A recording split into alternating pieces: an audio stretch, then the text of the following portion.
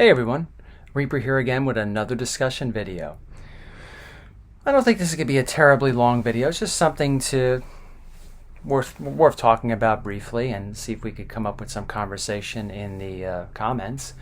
But my question today is, what mistakes have you made in collecting comics? Now, I try to open. I wouldn't mind opening it up to other hobbies like gaming or cards or action figures or whatever. You could bring that to the table too, but I'm just going to mainly talk about comic collecting because that's what this channel is. It's a comic book collecting channel. So, what mistakes have you made while in this hobby? I think I've made a few mistakes, and I'll probably make a few more. But it's human to make mistakes, right? I think we all make them. Some don't make them as much as others, many times as others. That's for certain. But I think some of the mistakes I made, it might even go with some regret. I think sometimes, not all the time, I think sometimes those two things are a little interchangeable. They go together. Some of the mistakes I made that I could think about, one of the big ones, and like I said, it could also be whipped up as regret too, because I made that regret video. But I tend to think it was more of a mistake because, let me see if I could differentiate the two. Let me see if I could do that. A regret is something that you think about every now and then. You say, geez, I really wish I didn't do that. Or I wish I did that. Or something to that effect. It's something that, every time you think about it, you feel it, like right in here. All right? And the things that I talked about in that video are sometimes things that still, like when I think about that regret, like not getting that Detective 58, I'm like, ugh. Even now, I'm thinking about like, oh, jeez, I just wish I got that. I mean, it's over with, it's done, you move on, but it's something like every now when that thought comes into my head, it's a regret. It hits here. A mistake might have that same effect too for some people, but it doesn't usually have that same effect for me. It's just a mistake. And I'll mention one. Years ago, it was probably around that time when I was talking about the Detective 58, that regret. Around that time, on Heritage, I was following an auction, and it was an auction for a Detective Comics 40, early Detective Comics. Very early. What is that? The third appearance, maybe. I don't know, third or fourth appearance of Robin. I know Robin showed up at Detective 38. So 38, 39, 40. Naturally, you would think that's his third appearance, but I don't know. Did Batman #1 come out around the same time? Because Robin was in Batman #1. I don't know which one came out first. I know there's that, with that book, Detective 40, it's the first Joker appearance. Well, first Joker cover, right? Well, originally, for those that don't know, Detective Comics #40 was supposed to be the first appearance of the Joker. He's on the cover. But I don't remember the complete story on why he didn't show up in Detective 40. They decided to put the Joker story in Batman #1, which came out the same time Detective Comics 40 came out. Also in Detective Comics 40, aside from it being the first Joker cover, because again, it was supposed to be his first appearance, but they changed it at the last minute and put it in Batman #1, it's also the first appearance of Clayface. Now, I know Clayface, they showed at the end of, I think it was Detective Comics 39, one of those next issue things, they showed, I think, a little picture of Clayface, his face, like a cameo of Clayface, that he was going to be in the next issue. And the Basil Carlo, excuse me, a version of Clayface where he's the actor, and it's almost like the Phantom of the Opera type actor where he's wearing a mask and he's going around killing other actors and all that stuff. I forget why. But very, really cool character, really cool story. Before he became the Clayface that we all know, that the big muck monster and all that stuff, which I think was Matt Hagen, but I think then they converted both of them to Basil Carlo. I don't know how that happened, but it's a pretty big book, is what I'm saying. Long story short, too late, right? So I was following this Heritage auction, and it was for Detective 40. I think it was for a 3.0 copy, but it had restoration, right? And at that time, I don't think I had too many restored books. I didn't have the Two-Face at the time. Now, that was I used to have a Two-Face that was restored, and the Riddler one I have is restored too. I didn't have that one.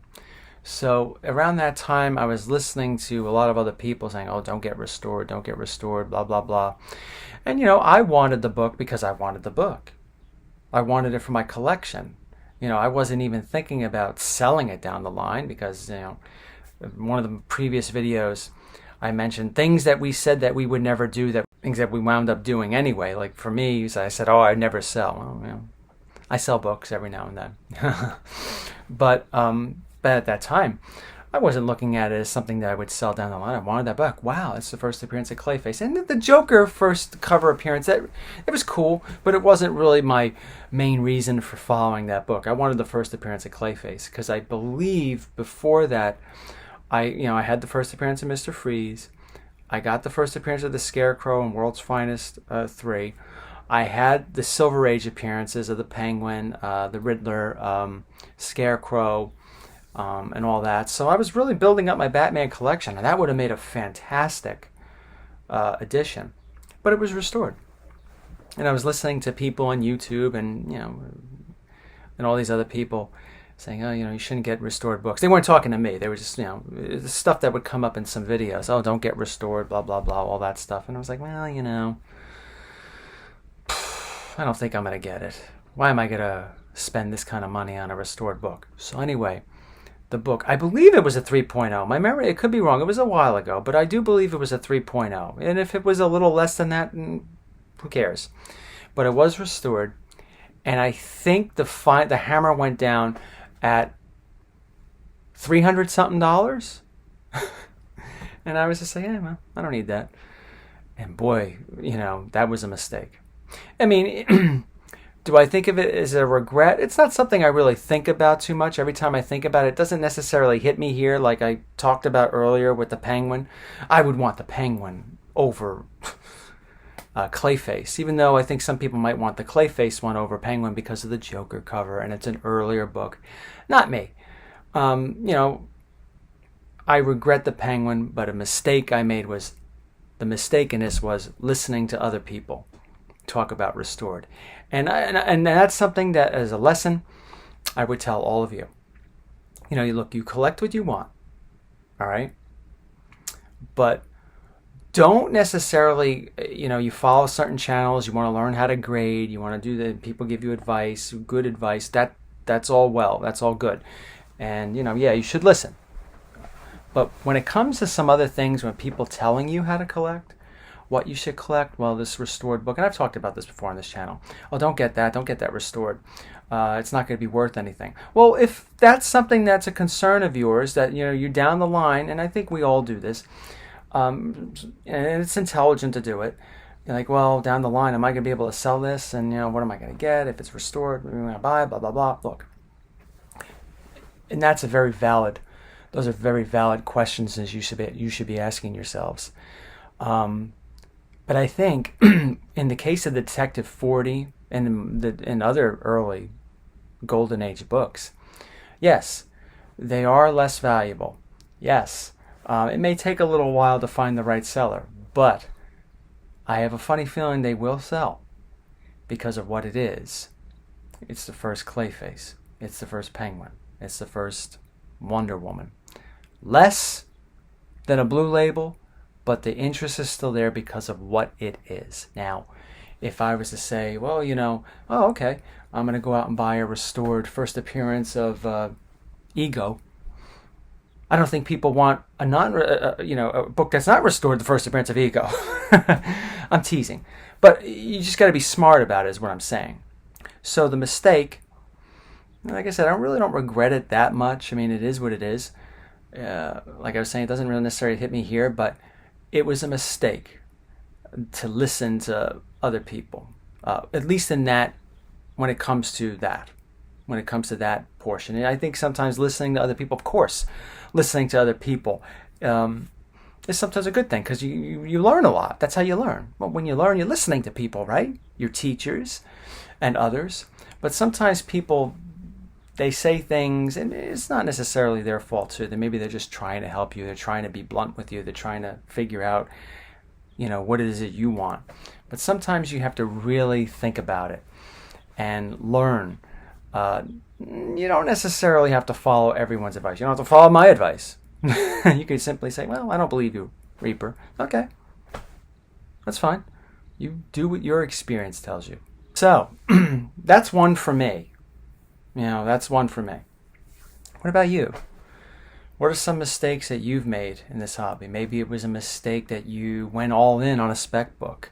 Or maybe you listened to somebody like I was talking about, or some people like I was talking about before, or something else. It would be very interesting to hear some of the mistakes you made along the way. And were you able to recover from them? Thanks for watching, everybody. Take care.